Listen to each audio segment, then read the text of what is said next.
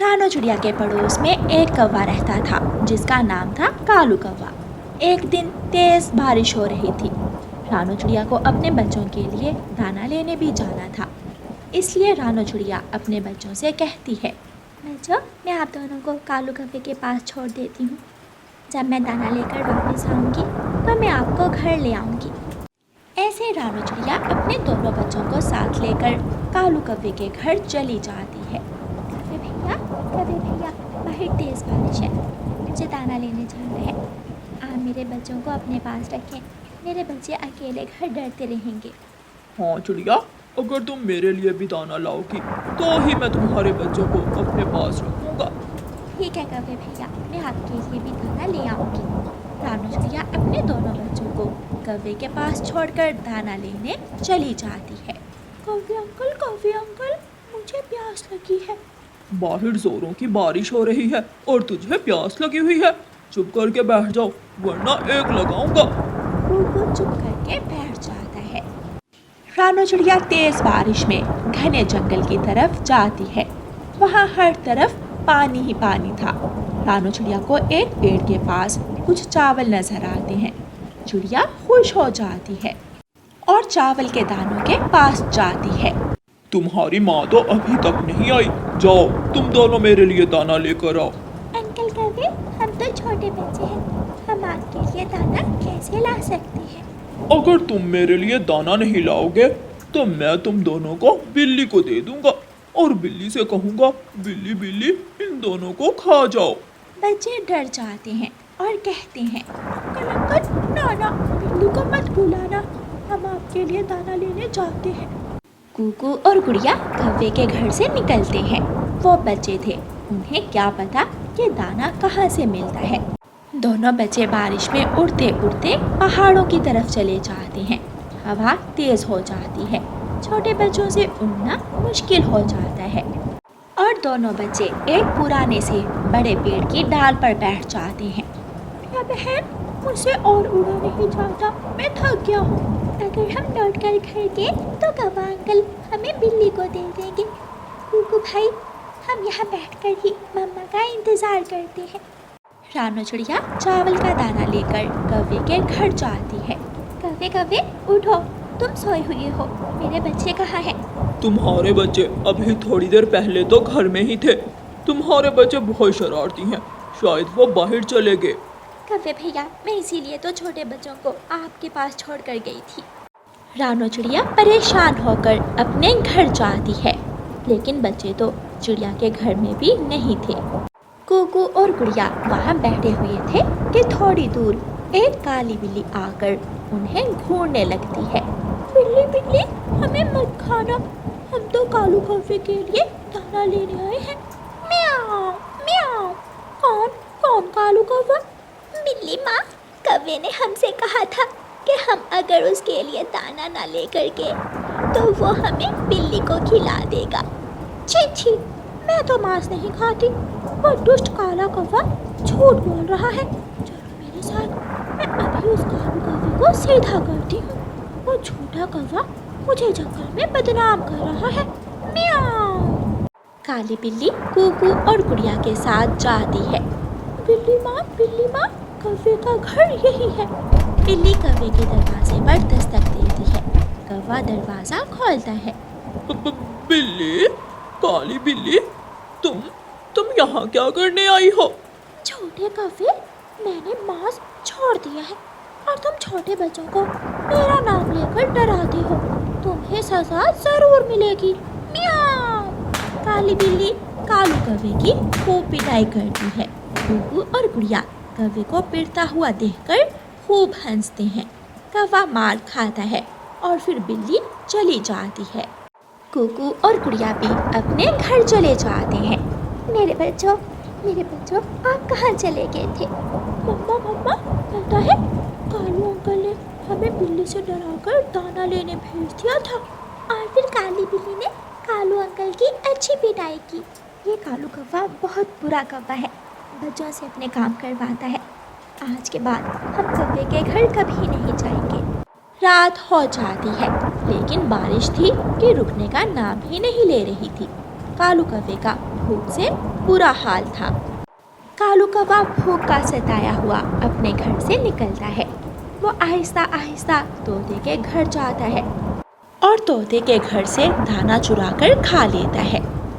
कालू कौवा जब तोते के घर से बाहर निकलता है तो सामने पेड़ पर भूखी चील बैठी हुई थी। कौवे कौवे, मैं भूखी हूँ, क्या तुम मेरा भोजन बनाओगे? चील, मैं तो बूढ़ा कौवा हूँ, मेरा मांस बहुत सख्त और कड़वा होगा। मैं सख्त मांसी खा लूंगी, यहाँ आओ, मेरे पास आओ। लेकिन कालू कौवा जल्दी से वहाँ से भाग जाता है। चील भी कालू कौवे के पीछे लग जाती है। कौवा आगे आगे और चील पीछे पीछे। कौवा जल्दी से चिड़िया के घर पहुँच जाता है। कौवा दरवाजे पर दस्तक देता है तो चिड़िया तुरंत दरवाज़ा खोल देती है। कौवा चिड़िया के घर में घुस जाता है। कौवे, काले कौवे, भागो यहाँ से, तुम बुरे हो, तुमने मेरे मासूम बच्चों को बिल्ली से डराया और थप्पड़ भी मारने का कहा था। चिड़िया, मेरी जिंदगी बचा लो, मेरे पीछे चील लगी हुई है। अगर तुमने मुझे घर से बाहर निकाला तो भूखी चील मुझे खा जाएगी। कौवे भैया, जब तुमने मेरे बच्चों को बिल्ली से डराकर घर से बाहर निकाला था वो वक्त याद करो। मैं माफी चाहता हूँ। चील भी कौवे के पीछे ही पहुँच जाती है। कौवा जल्दी से दरवाजे की कुंडी लगा लेता है। कौवे, काले कौवे, तुम मुझसे बच नहीं पाओगे, मैं तुम्हें खा जाऊंगी, दरवाज़ा खोलो। कौवा डर के मारे हौसले में छुप जाता है और चील गुस्से में वहाँ से चली जाती है। कौवे अंकल, अब पता चला हमें किसी वक्त भी किसी की ज़रूरत पड़ सकती है, इसलिए हमें दूसरों से मिलजुल कर रहना चाहिए। कौवा छोटे बच्चों से बहुत शर्मिंदा था। प्यारे दोस्तों, इस कहानी को लाइक, अपने दोस्तों के साथ शेयर और चैनल को सब्सक्राइब करना बिल्कुल मत भूलना। आपका धन्यवाद।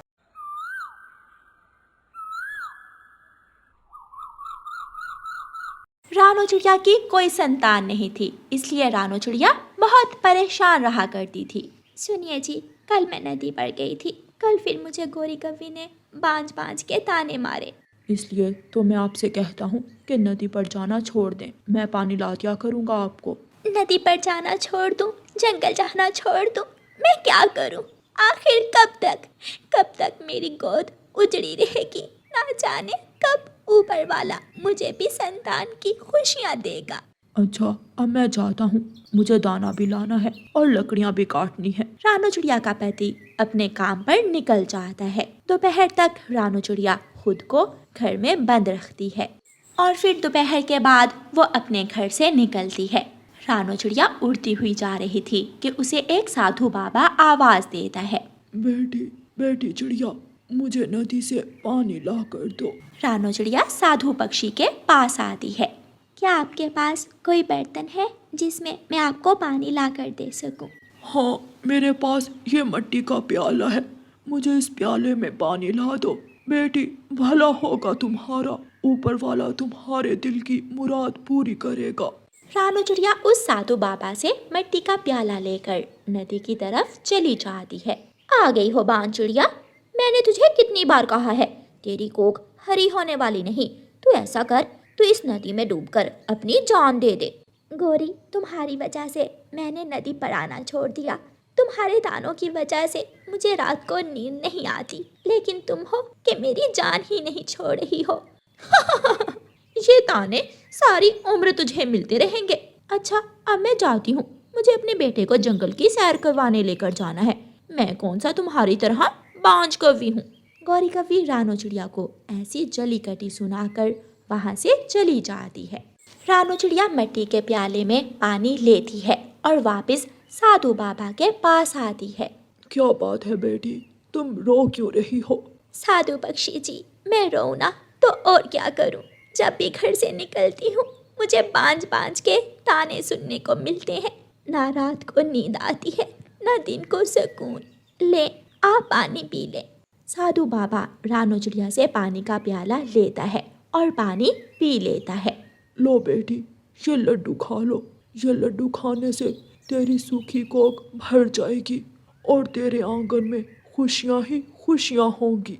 रानो चिड़िया साधु बाबा की बात सुनकर हैरान हो जाती है और साधु बाबा वहाँ से चला जाता है। घर जाकर रानो चिड़िया वो लड्डू खा लेती है और अपने घर के कामों में लग जाती है। ऐसे ही 2 हफ्ते गुजर जाते हैं और फिर एक दिन रानो चिड़िया की तबीयत खराब हो जाती है। पति जी, मुझे आज सुबह से चक्कर से आ रहे हैं, मुझे बुलबुल डॉक्टर के पास ले जाएं। ऐसी हालत में उठकर जाना ठीक नहीं, मैं ऑटो लेकर आता हूँ। रानो चिड़िया का पति स्टॉप पर जाता है और ऑटो लेकर वापस घर आता है। रानो चिड़िया ऑटो में बैठती है और दोनों पति पत्नी बुलबुल डॉक्टर के पास चले जाते हैं। बुलबुल डॉक्टर रानो चिड़िया का चेकअप करती है। बधाई हो रानो, तुम माँ बनने वाली हो, तुम्हारे पेट में 7 अंडे हैं। ये सुनकर रानो चिड़िया खुश हो जाती है। क्या बताया बुलबुल डॉक्टर ने? ऊपर वाले ने मेरी सुन ली। पति जी, मैं माँ बनने वाली हूँ और हमारे घर में 1 नहीं 2 नहीं पूरे 7 अंडे आएंगे। ये सुनकर पापा चिड़िया की खुशी का कोई ठिकाना ना था। अब देखता हूँ जंगल के पक्षी तुम्हें कैसे ताने मारते हैं। दोनों पति पत्नी खुशी खुशी अपने घर चले जाते हैं। थोड़े दिनों बाद रानो चिड़िया 7 अंडे देती है। रानो, आप आज से घर में ही रहा करो और मैं बाहर के काम किया करूँगा। पति जी, अभी किसी को हमारे अंडों का बताना नहीं है, तरह तरह के पक्षी होते हैं, मुझे बहुत डर लग रहा है। पापा चिड़िया सारा दिन जंगल घूमता है। वो अपने लिए अपनी पत्नी के लिए दाना ढूंढता है। अरे ओ चिड़े, ये दाना किसके लिए? तेरे घर में तो कोई बच्चा भी नहीं है, ऐसा कर दूसरी शादी कर ले। कौवे, देखना एक दिन मेरे घर में भी खुशियाँ ही खुशियाँ होंगी और तुम्हारे जैसे बुरे पक्षियों का मुंह काला होगा। रानो चिड़िया का पति दाना लेकर अपने घर चला जाता है। दिन गुजरते गए और फिर वो दिन आ ही गया जिस दिन का मम्मा और पापा चिड़िया को इंतजार था। उनके 7 अंडों से 7 खूबसूरत बच्चे निकलते हैं। पति जी, आज मैं बहुत खुश हूँ। इसी खुशी में हम जंगल के सारे पक्षियों की दावत करेंगे। मैं बुलाऊंगा, मैं सबको बुलाऊंगा। पापा चिड़िया कबूतर के पास जाता है। कबूतर कबूतर, आज शाम मेरे घर आपकी दावत है। पापा चिड़िया तोते के पास जाता है। कालू कव्वे और गोरी कव्वी को भी बता देता है। कालू जी, घर में बांझ पत्नी है और ये चिड़ा फिर भी कितना खुश है। ये खुशियाँ सिर्फ दिखावे के लिए हैं, वरना ये दोनों पति पत्नी अकेले बैठकर रोते हैं। शाम होते ही सभी पक्षी रानो चिड़िया के घर आ जाते हैं। कालू जी, ये बच्चे किसके हैं? 7 बच्चे। गोरी, इन बच्चों की खुशी में ही हमने सबकी दावत की है। ये बच्चे हमारे हैं। ऊपर वाले ने हमारी सुन ली और हमें 7 बच्चे दिए हैं। ये सुनकर गोरी कव्वी का तो धुआं निकल जाता है। 7 बच्चे? रानो चिड़िया, तेरा घर तो बच्चों से भर गया। रानो चिड़िया, तुम्हें तुम्हारी नेकियों का सिला दिया है ऊपर वाले ने। रानो चिड़िया, मैंने हर वक्त तुझे बांझ होने के ताने मारे और तुमने फिर भी मुझे अपनी खुशियों में शामिल किया। मैं शर्मिंदा हूँ और तुमसे माफ़ी मांगती हूँ। सब आ जाएं, खाना तैयार है। फिर वो सब खाना खाने लगते हैं। रानो चिड़िया के जीवन में अब खुशियाँ ही खुशियाँ थीं। प्यारे दोस्तों, इस कहानी को लाइक, अपने दोस्तों के साथ शेयर और चैनल को सब्सक्राइब करना बिल्कुल मत भूलना। आपका धन्यवाद।